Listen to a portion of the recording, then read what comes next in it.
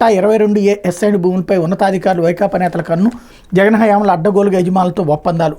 వైకాపా ప్రభుత్వంలో దాచుకోవడం అనేది ఆ పార్టీ నేతలు వారితో అంటకాగి కొంతమంది అధికారులు హక్కుగా భావించిన పరిస్థితి. అధికారం అండగా భోగాపురం విమానాశ్రయం ప్రాంతంలోని D/పట్టా 22A ఎస్ఐడి భూములపై కన్నేశారు.